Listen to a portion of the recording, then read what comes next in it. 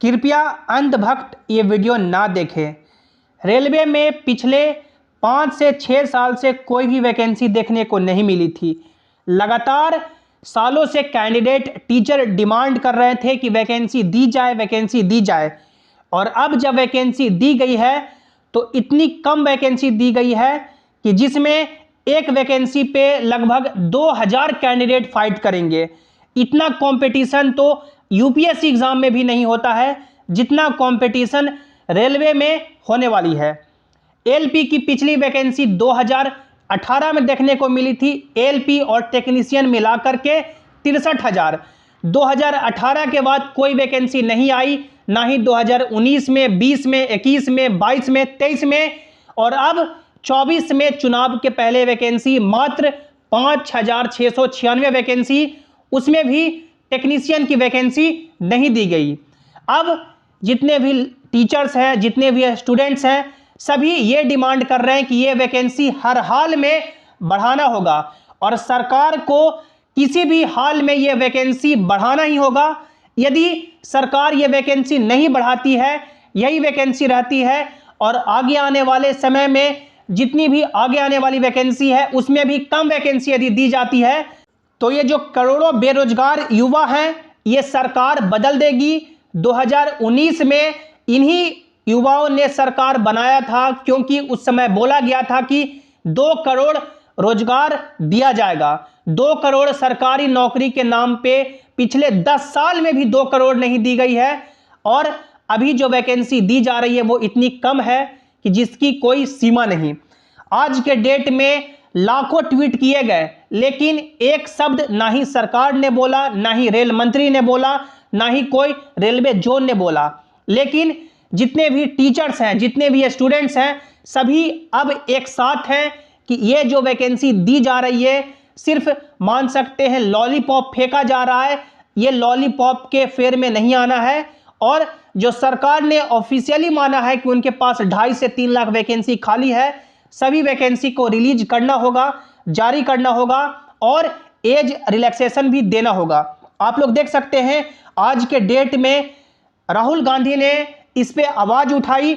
हम युवाओं को ना ही कोई पॉलिटिक्स करनी है, ना ही कोई पॉलिटिकल पार्टी से मतलब है, लेकिन जो स्टूडेंट्स की आवाज उठाएगा, हक की बात उठाएगा, हम लोग उसके साथ हैं। आप लोग देख सकते हैं ट्वीट है जिसमें राहुल गांधी ने बोला, कहां गया हर साल 2 करोड़ नौकरियों का वादा, कहां गया रेलवे का निजीकरण न करने का भरोसा।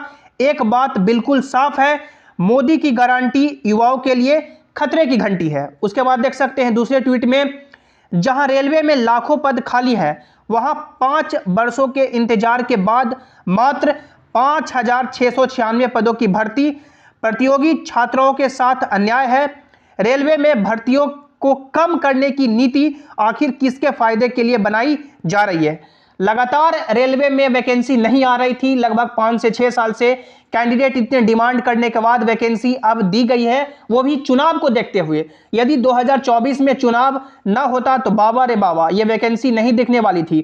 अब चुनावी माहौल को देखते हुए लॉलीपॉप फेंका जा रहा है।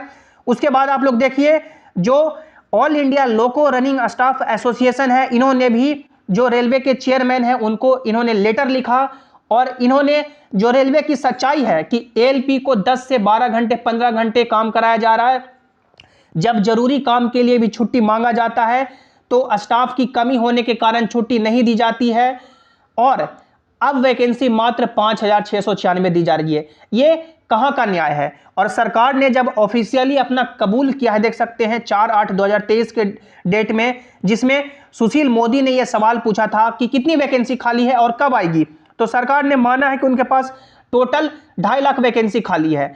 और जब अब वैकेंसी देने की बारी आ रही है तो आरपीएफ में 2200 वैकेंसी, कांस्टेबल और एसआई मिलाकर के, उसके बाद एलपी में मात्र लगभग 5,696 वैकेंसी, टेक्नीशियन की वैकेंसी गायब है, ग्रुप डी की वैकेंसी कब आएगी, एनटीपीसी की वैकेंसी कब आएगी, उसके बाद जो भी अदर पोस्ट की वैकेंसी होती है वो कब आएगी, ये किसी को मालूम नहीं है।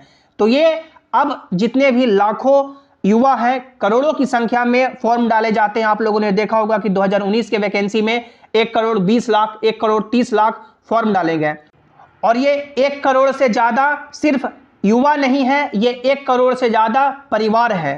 और ये 1 करोड़ से ज़्यादा परिवार यदि सरकार बना सकती है तो सरकार बदल भी सकती है। ये सरकार को जाननी चाहिए।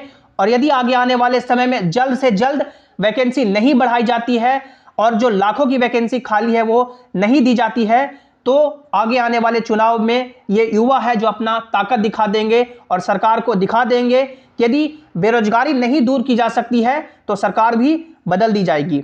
इस पे आप लोग का क्या विचार है, क्या राय है, क्या कमेंट है, नीचे जरूर बताइएगा।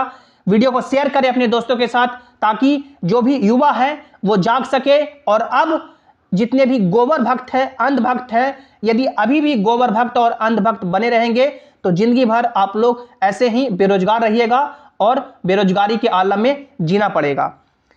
मिलते हैं अगली वीडियो में। Thanks for watching. Have an awesome day.